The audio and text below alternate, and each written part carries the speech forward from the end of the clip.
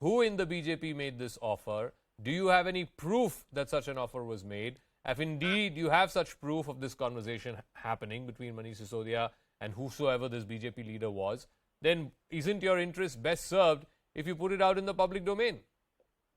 Zaka, good evening to you and all of viewers. Definitely, we will reveal the identity at the right time, but it is the same person who poached Mukul Roy, who poached Suvendu Adhikari, and who poached Panda. Coming back to this, Zaka, it is a modus operandi of BJP, and I don't see why anyone is shocked. It is quite well known that this is what BJP does. Oh, they barrage the opposition with FIRs, then they topple the governments. We saw this in Maharashtra, how everyone was taken to Gujarat. They were given 5-star accommodation. There were helicopters which ferried them. Then they were taken to Assam, another BJP-ruled states. Then they were taken back to Maharashtra. So this is the modus operandi. And there is one allegation which has consistently stuck with the BJP is horse trading. We've often seen discussions and debates about anti-defection law. So all of that is playing out again. But Manish ji has also clearly said, categorically said कि वो भी महाराणा प्रताप के वंशज हैं और झुकेंगे नहीं, sir कटाना मंजूर है. You can file as many cases against us. You can level as many allegations.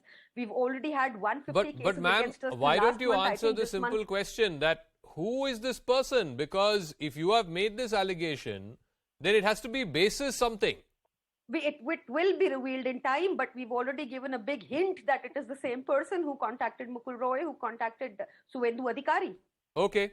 Let me go to Omesh Saigal as well as Kailash Adhikari, both of whom are there in the broadcast. Omesh Saigal, this whole thing, while the Aam Aadmi Party says, this is BJP using CBI, ED, IT, etc. for political vendetta, this whole thing got flagged off when the Chief Secretary wrote to the Lieutenant Governor, as per, I think, Rule 57 of the Rules of Business of the Government of Delhi, that there were, according to him, according to the Chief Secretary, flagrant violations.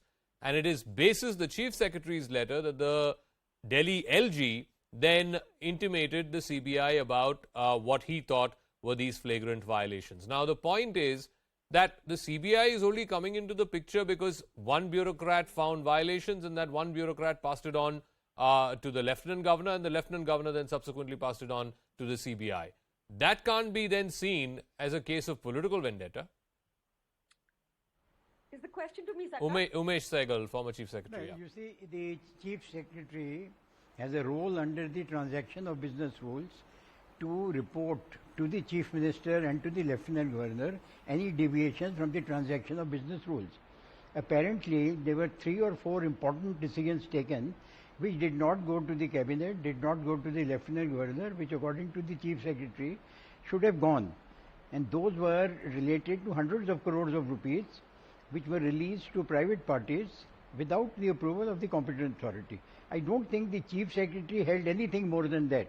He did point out that certain tender conditions had been violated, which is also a very bureaucratic thing, but he did not point out, and I don't think it was his duty to point out whether any corrupt practice had taken place. Okay. When this went to the Lieutenant Governor, he found that these are irregular things which had happened, and normally these would not happen unless there was a semblance of irregularity or corruption involved.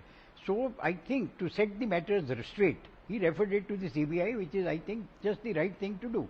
Now the CBI does not register a case immediately on receiving a complaint. They first do a preliminary investigation. Their preliminary investigation means you go into all the records which are available with the government. Now, of course, cell phones and all are not available with the government. So if a prima facie case is made out, then only they register the case. Having registered the case means the prima facie case is made out against 15 people. And if you see the list of the accused, there are at least 7 or 8 private individuals there. Yes. And the allegation against them is that they participated in the excise formation policy and also participated in the bidding. Now, if that is so, if that is proved, that alone is a corrupt practice. Now, on whose part that is a correct practice has to be determined. And first it will be determined by the CBI, and finally the courts will decide. So I don't think we need to get too excited about it. No, but Mr. Saigal, can I ask a simple question? When you say corrupt practice, explain to our viewers in this case what would construe a corrupt practice? Changing a policy? Well, yeah, you can argue that procedural, flaws were there. The chief secretary was not intimated. The cabinet was not intimated, so on and so forth. But when you say corrupt practice, how may have that happened in this case? There is a section, if I'm mistaken if it is 13 or 17, I think it is 17, of the Prevention of Corruption Act. I think it's sub rule 4, I can't remember now, which defines a corrupt practice, which defines corruption. And that says that if you commit an irregularity which benefits a private party or benefits you yourself, that itself is defined as corruption. It is actually not called corruption, it is called criminal misconduct.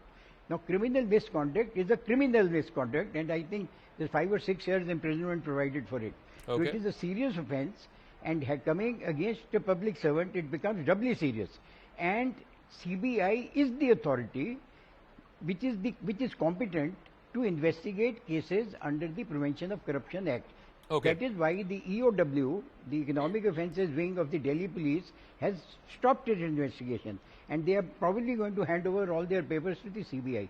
So I think CBI is the right agency. Let us not judge its fairness and not fairness till the courts have had a look at the evidence.